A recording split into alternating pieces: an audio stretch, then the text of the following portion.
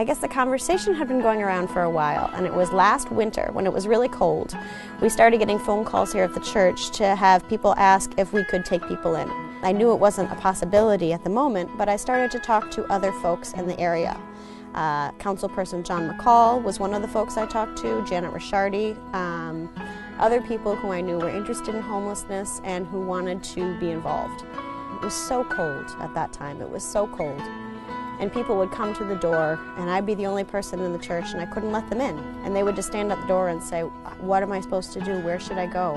And it was so inadequate to give them a pamphlet or to tell them, you know, just keep looking, someone will help you, when I knew that that wasn't probably going to be the case. So it was through John that I met Mark and heard of the work that he was doing. At that time, Mark and Jolene, I believe, and Stephen and some other folks were collecting food and different needs for the homeless, clothing, and they were distributing them out of your cars, I remember, right? The trunk of his car in old parking lots. And so I asked Mark if we could meet, and we did, and I said, what can we do to help? We at the church want to be involved, we want to help.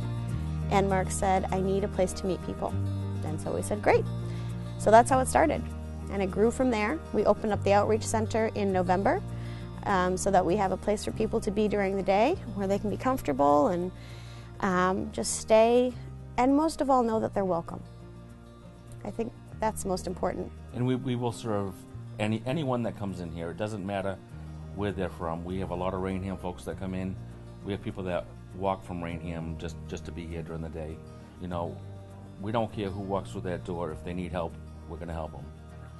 And we just want everybody to know that this is a community center for everyone, not just the homeless.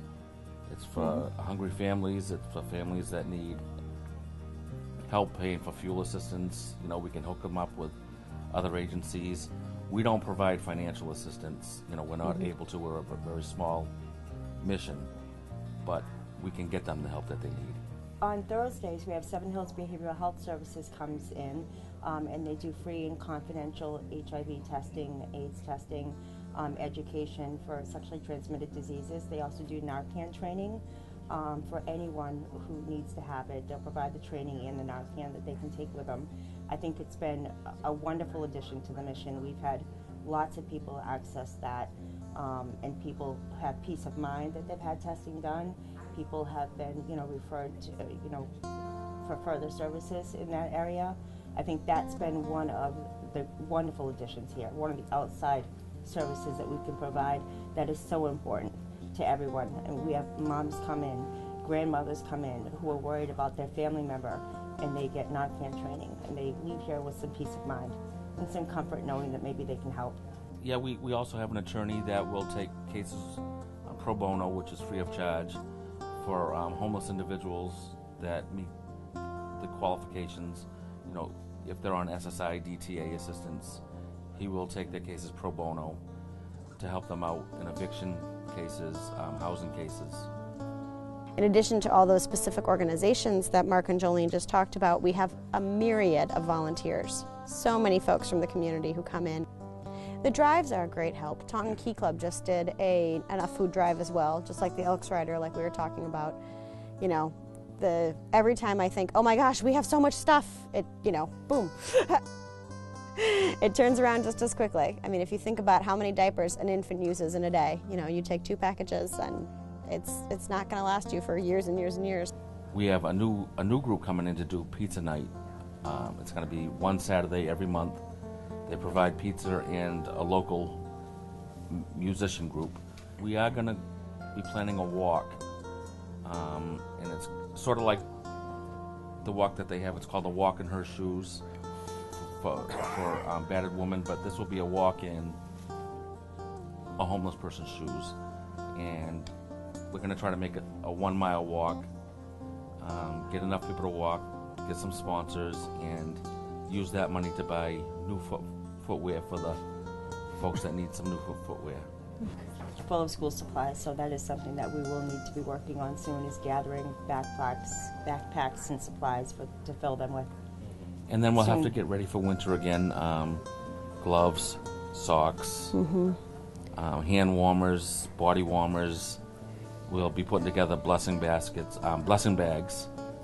which are 1 gallon Ziploc bags filled with hygiene products. The volume is astonishing. I mean, when the mission had been here for a year, there had been over 650 people served. We can open up at 4 a.m. early in the morning for people to come in, thaw out, and stay here, stay warm for the day. So we serve a lot more people in the winter and the cold weather. We still do get, at least from what I've seen, and correct me if I'm wrong, towards the end of the month is when we get people who have needs from the emergency pantry as well. Families mostly that just run out of food by the end of the month. Sometimes we have young moms who, WIC vouchers have run out and they need formula. We have diapers, we have some baby supplies that we offer to anyone in need as well. I think everyone needs to know that there's a place that they can go that they feel welcome. That being first. I think everyone knows that everyone is welcome here. No matter who it is, they come in the door, and we just want people to feel comfortable and know that people care about them. They can come on in, they can make an appointment with me. If they're not available during the days that we're here, they can call and I can meet them at another time. But for the most part, all they have to do is just come down here and talk with us. This is a Unitarian Universalist church, and the first principle of our faith, which is something that we always go back to, is that this is our goal and what we are charged to do.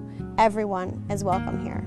We welcome folks who we have some people here who speak different languages. We are welcoming to everybody who are, no matter how you identify in terms of sexual orientation or race or religion or anything else. This is open for everybody. The church's address is 76 Church Green here in Taunton. We're right across the street from the police station and from Old Colony Historical Society. Our phone number is 508-822-2107. The Facebook page, I believe, is Facebook/Matthew25.